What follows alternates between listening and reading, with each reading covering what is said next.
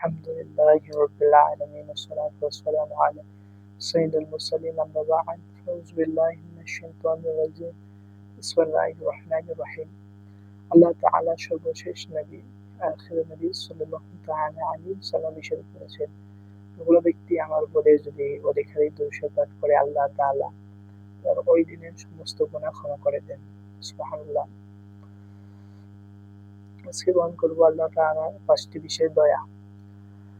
হযরত সাইয়েদনা আব্দুল্লাহ ইবনে জাবির রাদিয়াল্লাহু তাআলা আনহু থেকে বর্ণিত, তিনি বর্ণনা করলেন, রাসূলুল্লাহ সাল্লাল্লাহু আলাইহি ওয়াসাল্লাম বললেন যে আল্লাহ তাআলা বললেন যে রমজান মাসের প্রথম রাত্রিতে আল্লাহ তাআলা বলেন যে আমি যাদের উপরে দয়া করি আমি তাদেরকে ক্ষমা করে দিই, অর্থাৎ তাদেরকে গজব নাযিল করি না, তাদের যাদের উপর আমি দয়া করি।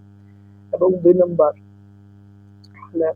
যে আল্লাহ তাআলা ইফতারির সময় অর্থাৎ সারাদিন রোজা রাখার পরে ইফতারির সময় মুখ থেকে যে গন্ধটা বের হয় আল্লাহ তাআলার কাছে সেই গন্ধটা হলো আন্ডে মিশকারি সে উত্তম। 3 নম্বর হলো